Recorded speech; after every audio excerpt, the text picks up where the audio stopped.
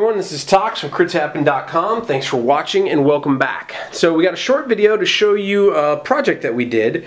As most of you know, I'm a huge fan of Antoine Boza's work. I specifically love Seven Wonders. I think it's a great game. One of my favorites of all time, one that I use with many new players as a gateway game to get them into the hobby. But unfortunately, the initial storage tray that you get with Seven Wonders is great for just the base game.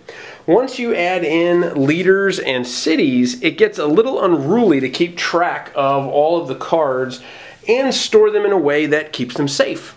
So we went ahead and did a little project, and we did this. We made our own foam core insert that houses everything. So what is it? How do you build it? What do you do? The whole 9 yards. Well, the first thing is go to critshappen.com or check out the link in the video description below, and you'll see a link to the specific blog post for it, and it'll have a picture with all of the dimensions and all the information you would need to know. But essentially all we did is we took regular standard foam core. This is about 3/16 inches thick. We bought a couple of pieces of that. We used a standard ruler, which, yes, is a Star Wars ruler in our house because Star Wars rules. And we also used E6000 glue. This is kind of industrial strength adhesive. It's a 2-ounce bottle or tube, and it cost, I think, maybe like $5 American. Not too bad, but it works really good. The reason that I like this glue is it doesn't, first off, it doesn't eat away at the foam core, and after about 24 hours, it's pretty darn solid. It's really, really good for foam core. And then, of course, an X-Acto knife. We just used a set that we had. You can use a standard blade. It worked just fine from a perspective of cutting. But all the dimensions are on the main site. Basically, we have all of our tokens who are over here. Yes, they're in kind of frilly foo-foo bags, but they fit into this channel over here in some bags. We have spots for all of our Wonder Boards, and this includes all the ones that you get with the game, including some of the extras with the Wonder Pack, and that you get with leaders and cities for the expansions. So those all fit in there real nicely. There's enough room to get your hand back in there and pull them out, so they're a little bit of movement, but not a lot. And then what I did over here is kind of interesting. What I did is I separated all of the cards out. So we have Age 1, Age 2, Age 3, Leaders, Guilds, Cities, and then the actual Wonder cards, the ones that you'd pass out to determine which Wonder you get and which side A or B.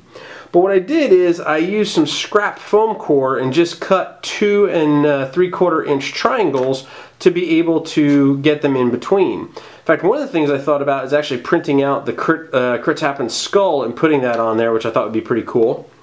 But if you have a laser cutter or access to a laser cutter, or if you know anyone that does, for instance, we have a critical fan named @BattleJack on Twitter.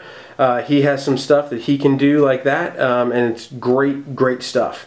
But this is, again, just foam core, so if you have extra foam core, you can use that. You don't necessarily need it. It's just kind of something that we did to separate them out because I'm a little particular on that. But the nice thing is that if you do that, we also have this little base in the back.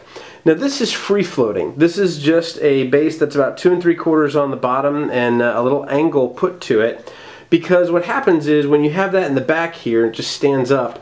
All of the peace tokens and the courtesan tokens and anything extra that you don't maybe want over here but you want to keep together, you can just push them back like that, and it keeps pretty solid and allows you to move the cards forward and backward and get a little play with them. So what I'm going to do is actually take everything out, and I'll show you a little bit of what it looks like three-dimensional.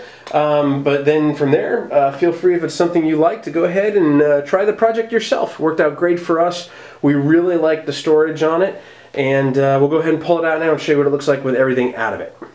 Okay, so this is the insert itself. It's about 2.5, I think, inches high. But as you can see, we put a bottom to it, which is just a square piece.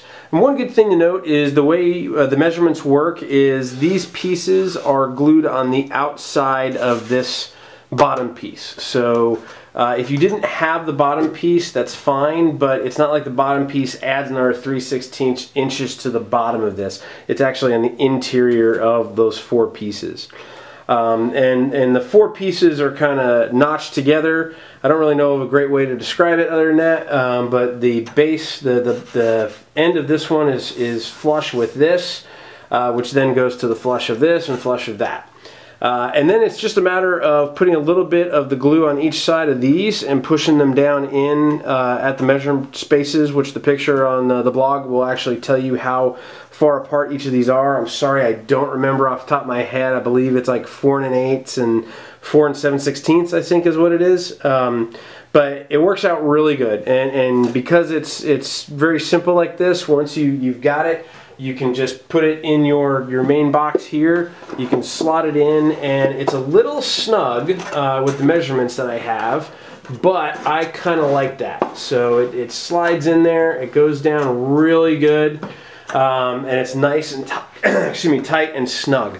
It doesn't affect anything in terms of putting the lid on. It's fine, it works perfect, but it is about as snug as you could possibly get it. If you don't like it that snug, you could probably cut the measurements down just a little bit, but it works really good. And in all, if you don't have an X-Acto knife, it may cost you a little more to go buy one, but in terms of supplies, we had a ruler around, so a ruler maybe a couple of dollars. The glue was about $6 and the board was about $6 or $7 as well. So it's really not that expensive, and we used white foam core, which is probably the cheapest. There are different colors of foam core that you can get. So if you prefer black or whatever color you'd like, you can put that in there as well. I have seen people use black foam core. Makes it look really good because most of the game boxes have like a darker color in the inside anyway. So that's it. We hope you like it, and we hope that if you give it a shot and try it out yourself, you'll take some pictures of your own, maybe add some of your own flair and customization to it, and who knows, maybe this is the beginning of many more projects. So thanks so much for watching. Until we see you next time, keep rolling those dice, and we hope they're all crits.